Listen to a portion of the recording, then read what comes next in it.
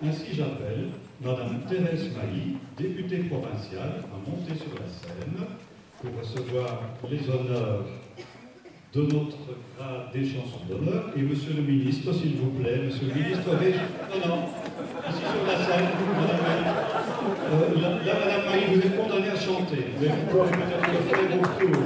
Monsieur le ministre régional, Benoît Ludgen. Pour leur permettre d'accomplir leur lourd devoir avant de pouvoir porter le glorieux insigne des chansons d'honneur et diffuser notre divine élixir dans l'enceinte de la province de Luxembourg et de la région wallonne, voire à Bruxelles, rue des Deux Églises et ailleurs, nous allons leur adjoindre la présence de 2 confréries de la province. Ainsi, ils ne seront pas dépaysés. Ces 2 confréries sont bien connues de notre assemblée et ce fait n'est plus besoin de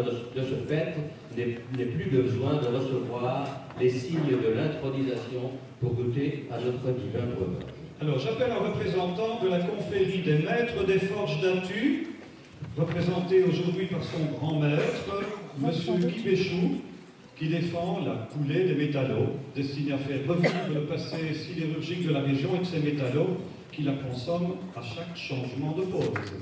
La confrérie de la bière fantôme dégosée, représentée par M. Joseph Peter, à sa cape blanche, vous le voyez avancer, vous comprendrez facilement le produit qu'il défend. On applaudit M. Joseph Peter de la bière dégosée. Et tout de suite, sans tarder, M. Benoît Ludgen. Comment ça va, toi, André? Tout ça, c'est difficile de passer après notre premier. Hein. Je ne sais pas s'il y aura encore des réserves de rire dans la salle. On va essayer. Et puis, j'ai un problème. Ah oui? Oui, je souffre de procrastination. C'est grave, ça. Tu ne connais pas cette maladie? Ah ben non. Oh, ça ne m'étonne pas. C'est une maladie qui touche surtout les gens désœuvrés. La procrastination, vérifié au dictionnaire, est une tendance pathologique à reporter au lendemain ce qu'on pourrait faire le jour même. Ah oui, c'est un peu l'inverse de la morale de la fable, hein, de lire de la tortue. Et un sert de partir à point, il faut courir. Oui, comme les politiciens francophones à BHV. Alors que pour les politiciens néerlandophones, la devise serait plutôt exiger pour hier ce qu'il n'aurait pas été possible de faire aujourd'hui. Oh, attends un peu. Pour nos amis français, tu sais ce que signifient les initiales BHV? Bazar de l'hôtel de ville. Bazar de l'hôtel de ville d'Arlon? Sacré bazar! Non, pas le bazar d'Arlon, mais plutôt celui du gouvernement belge. Ah, d'accord. Mais quel est le rapport avec notre premier impétrant? Ah, aucun, puisque c'est aussi un ministre, mais un ministre wallon. Il faut expliquer à nos amis français que nous avons 2 sortes de ministres. Les bons et les mauvais. Mais non, les ministres régionaux et les ministres fédéraux. Ah oui, d'accord, sans compter les communautaires. Il faut dire qu'en cette période tourmentée, il nous fait l'honneur de sa présence. Je connais des ministres qui nous ont fait faux bond, pour moins que ça. Déjà intronisés dans l'ordre des chevaliers du haut de la ville, ils rejoignent aujourd'hui, en qualité des chansons d'honneur, la confrérie du Métran. Monsieur le ministre Benoît Ludgen, ministre wallon des Travaux publics, de l'agriculture, de la ruralité, de la nature, de la forêt et du patrimoine. Il est né à Bastogne en 1970, fils de ministre. Il est donc lui aussi tombé dans la marmite politique quand il était tout petit. En l'occurrence, la marmite, ça serait plutôt un chaudron. Oui. Dès la fin de ses études, il devient en 1999 pour les Français, le coordinateur de la campagne électorale du parti qui s'appelait à l'époque PSC. Et dès 2001, il devient le secrétaire général du même parti rebaptisé CDH. Sur le terrain, il est un acteur dynamique au sein de ce parti rénové et rajeuni. De 2004 à 2009, il devient ministre wallon de l'agriculture, de la ruralité, de l'environnement et du tourisme.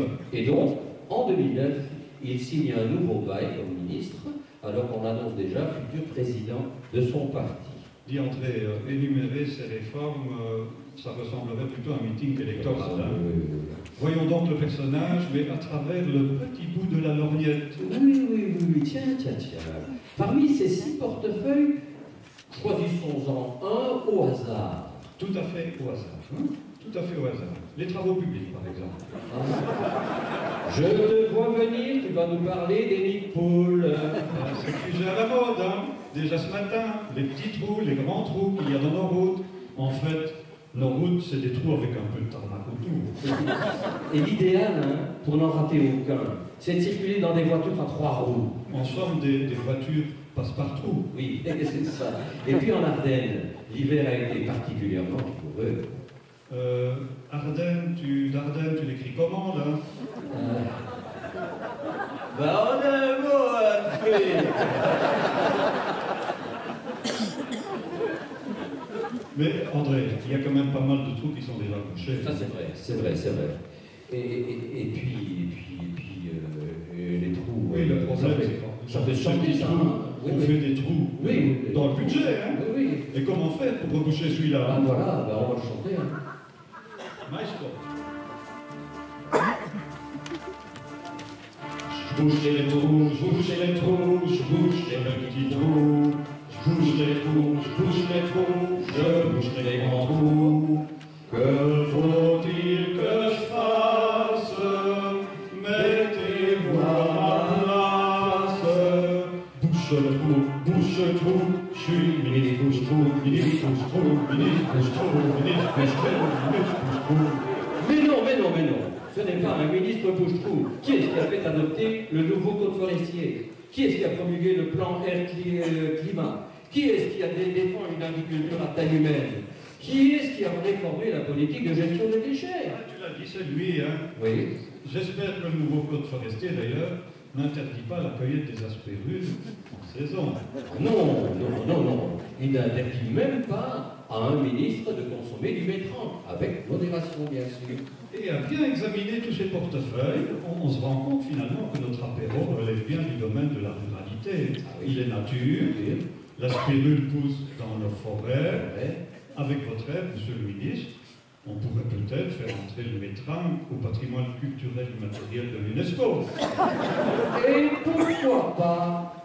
La confrérie du boulet liégeois a déjà fait sa demande, alors pourquoi pas nous? Voilà, monsieur le ministre, le métran, c'est tout ça, de la ruralité, de la nature, de la forêt et du patrimoine. On va vous le chanter.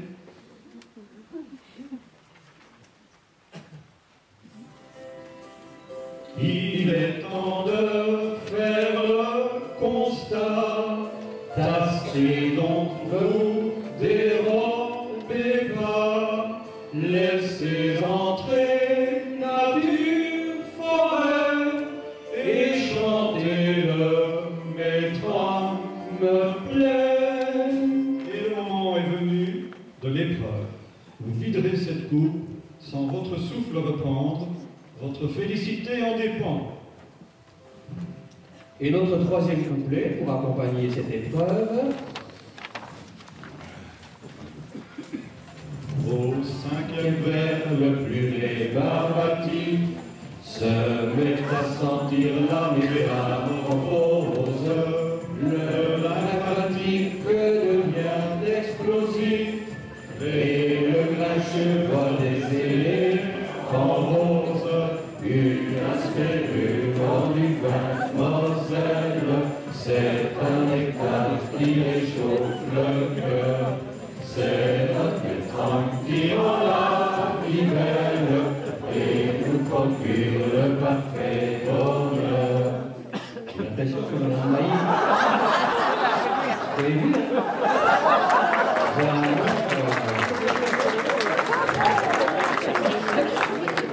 Alors il faudra Mme Maïs que vous repreniez l'entraînement. Plaît-il au grand bailli de recevoir le serment d'usage? Jurez-vous de faire connaître le bon métran d'Argon partout où vous le pouvez et d'en être le défenseur fidèle. Levez la main droite et dites « je le jure ».